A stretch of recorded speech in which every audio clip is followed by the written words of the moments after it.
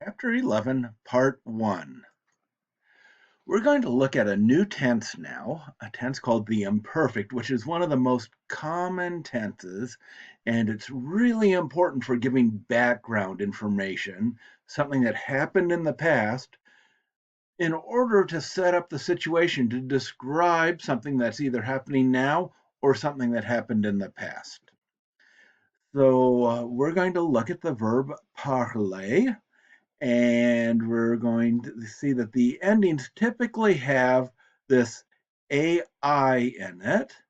And so it's going to be je parlais, and we're going to translate that as I was speaking. We're also going to translate it as I used to speak or I would speak, but the basic translation is I was speaking. We'll talk more about the use later. So we have AIS, AIS, AIT, and then for the plural, we have the ONS and the EZ, but we've got an extra I in there. So we had kind of an I there, and then we have an I here, but here the I is before the vowel. And then in the third person plural, we go back to an AI.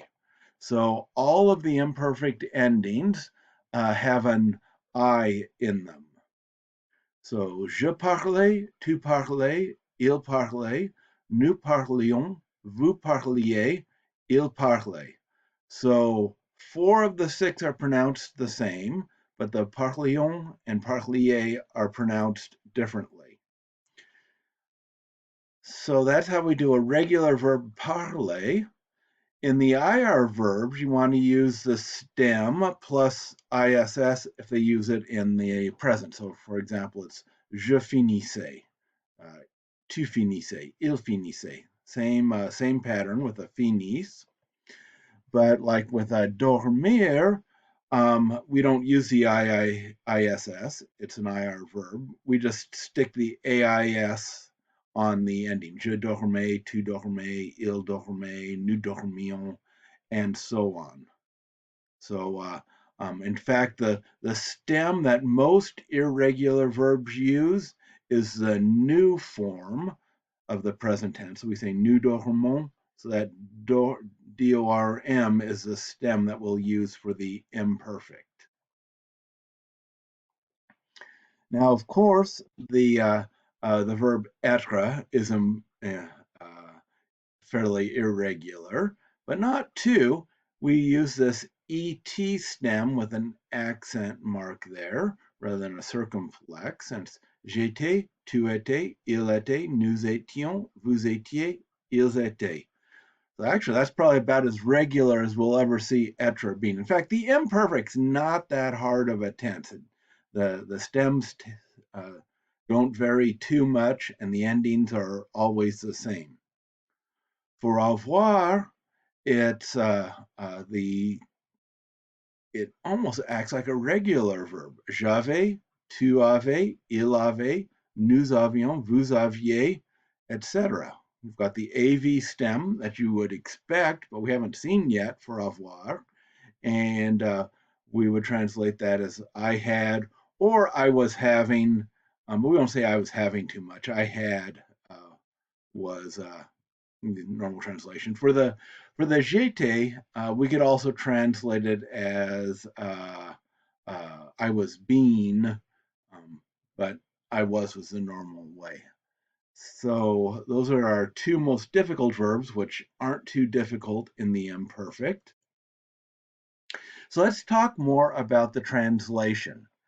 Generally, it provides a description or a characterization of something somewhere in the past. Elle n'était pas agréable.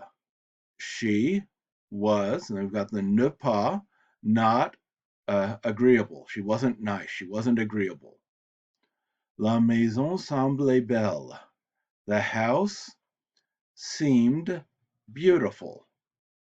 And so that's, or we could translate the house was seeming to be beautiful, but seemed beautiful would be a more general thing. And we're getting a general description or a characterization of something, not a specific action.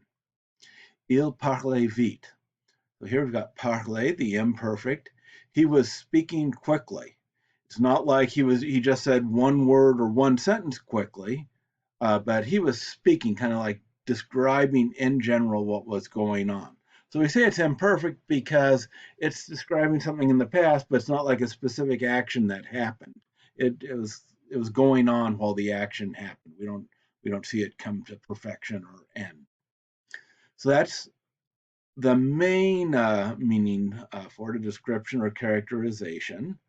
Um, it can also mean a customary or habitual past action. And there we would translate it as used to, or we would add used to or would to it. So it's kind of like incomplete actions at a specified time in the past. J'allais à l'école tous les jours. So that's the imperfect of aller, to go. Um, I would go to school every day, tous les jours, every day. I would go to school every day, or sometimes I used to go to school every day. Was would be a way of um, would be the better translation. Depends on the action. Um, used to indicates that you don't do it anymore. Would means that it's just habitual past action. Um, so we can translate it with either used to or would. So so that for alle, the three main translations would be was going, used to go, or would go. So whenever you get the imperfect, think of those three translations. Uh, uh, was doing something, used to do something, or would do something. Those are the three main ways of translating the imperfect. So here's your first exercise. This one makes a story, so it should make sense by the time you finish it. So write down your answers, and when you're done, you can go on to the next video.